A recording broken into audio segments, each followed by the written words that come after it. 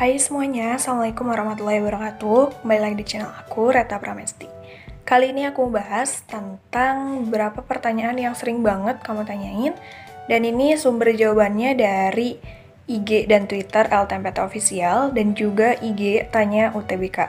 Nah, so let's check it out. Pertama, apakah bisa membayar biaya UTBK di teller? Jawabannya adalah bisa, akan tetapi hanya bisa dilakukan pada Bank BNI dan Mandiri saja. Dan nggak semua cabang menerima gitu, jadi harus nanya dulu sebelum kamu membayar. Saat membayar di teller, membawa nisan peserta, kode pembayaran, dan slip pembayaran dari akun LTMPT. Pertanyaan kedua, gimana kalau selama 2 kali 24 jam belum atau lupa bayar UTBK? Nah, ini maka akan hangus dan peserta akan memilih ulang pusat UTBK yang baru dan mendapatkan slip pembayaran terbaru. Kata Bu Atun, panitia LTMPT, agar bisa milih tempat ulang, bisa tapi harus tunggu 2 kali 24 jam. Dan resiko ditanggung sendiri. Jika kuota di pusat UTBK terdekat dengan rumahmu sudah penuh, maka pilih UTBK di tempat lain atau kota lainnya. Lalu bagi yang bertanya, apa saja berkas yang dibawa saat UTBK? Itu adalah 3. Pertama, kartu peserta UTBK atau SBMPTN. Jadi jangan hilang.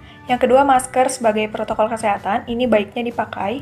Dan yang ketiga, fotokopi ijazah yang dilegalisir untuk lulusan 19 dan 18, serta SKL untuk lulusan 2020 dengan ketentuan SKL, terdapat nama peserta, nisan, NPSN, foto, dan ditandatangani oleh kepala sekolah yang distempel atau cap sekolah.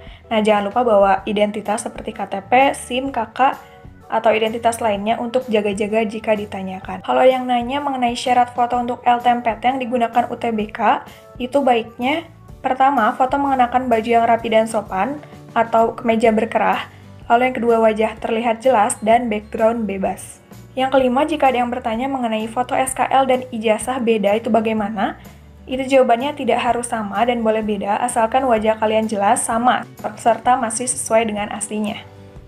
Ini juga banyak yang nanya mengenai apakah masih bisa mengubah data, lalu LTMPT menjawab, perubahan data yang bisa dilakukan di pusat UTBK adalah pas foto, alamat, nomor HP. Perbaikan data lainnya dapat dilakukan saat registrasi ulang setelah dinyatakan diterima di PTN tujuan. Nah, khusus untuk mengubah foto harus datang ke pusat UTBK-nya langsung ya, untuk verifikasi pas foto, sehingga pusat UTBK tahu memang benar saudara peserta UTBK bukan joki atau orang lain. Nah, untuk mengubah data, silakan kontak call center-nya atau datang langsung ke pusat UTBK tempat saudara melakukan tes. Adapun tambahan jawaban dari salah satu netizen namanya I'm Ais, itu katanya tadi aku ngehubungin helpdesk-nya LTMPT. Katanya nanti kita daftar dulu sampai pilih pusat UTBK. Setelah pilih pusat UTBK, terus melakukan pembayaran, sampai situ aja dulu stepnya. Jangan lanjutin dulu, abis itu kita datang langsung ke pusat UTBK buat mengganti pas foto, abis itu baru lanjutin stepnya, sampai simpan permanen dan cetak kartu.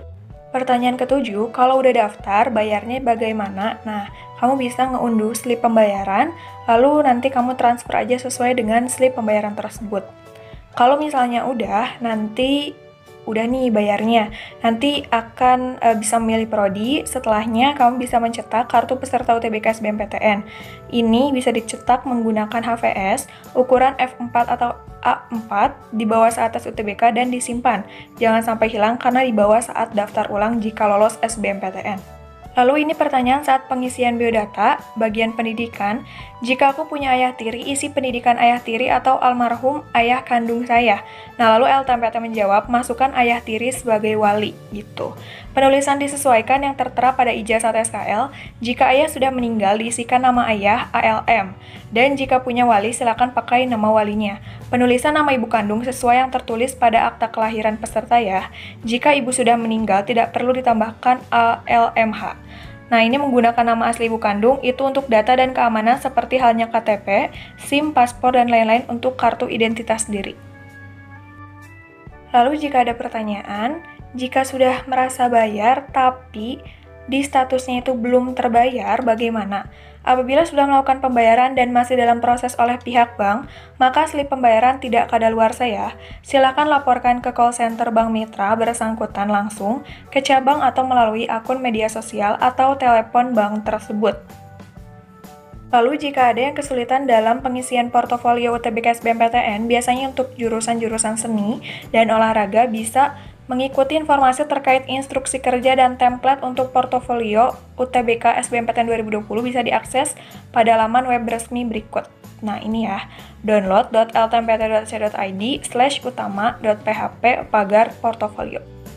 Yang ke-11, kalau misalnya ada yang dapat jadwal di atas tanggal 5-12, itu berarti ada beberapa pusat UTBK yang mengadakan tambahan waktu cadangan. Biasanya di 13 dan 14 Juli, yaitu PU yang komputernya terbatas.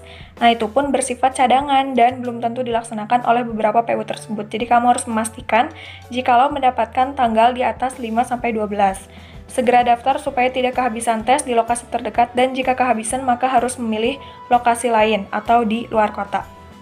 Lalu kalau masih ada yang ngerasa takut untuk daftar UTBK, kata LTMPT adalah segera daftar sebelum pusat UTBK full dan harus milih di pusat UTBK lain yang masih kosong. Ini bisa jadi keluar kota ya, jadi cepat, jangan tunda-tunda untuk daftar UTBK. Selanjutnya, jika ada yang kebingungan saat daftar itu kenapa webnya seperti itu, nah itu karena tidak melakukan simpan permanen.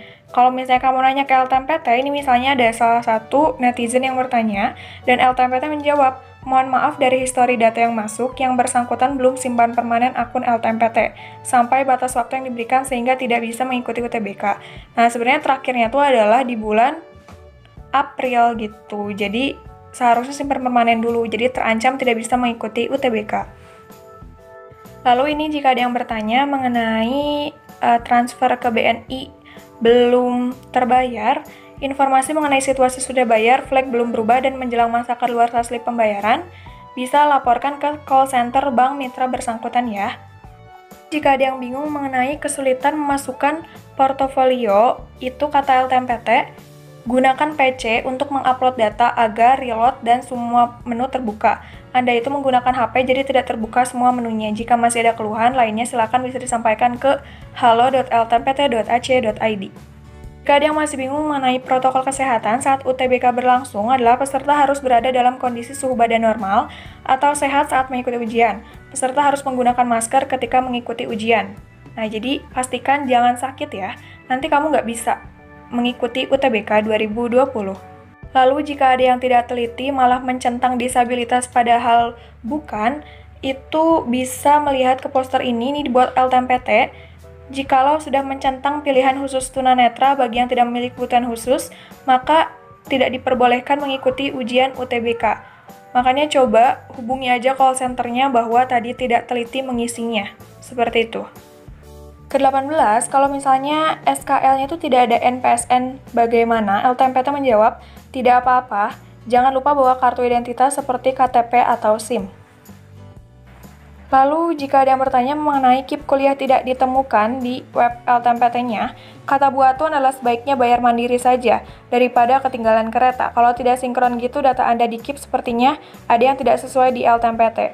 Kalau sesuai dengan KIP-nya dan LTMPT-nya sudah pasti akan sinkron. Data di LTMPT sudah saklek, tidak bisa diganggu-gugat, data KIP yang harus menyesuaikan. Lalu jika ada yang masih bertanya mengenai kualifikasi jurusannya tidak ada, maka menurut LTMPT, jika memang prodi yang dicari tidak ditemukan, berarti prodi tersebut tidak sesuai dengan kualifikasi lulusan Anda. Nah, makanya pilih prodi yang sesuai dengan minat. Nah, so itu aja 20 rangkuman pertanyaan yang paling banyak ditanyakan oleh peserta UTBK 2020.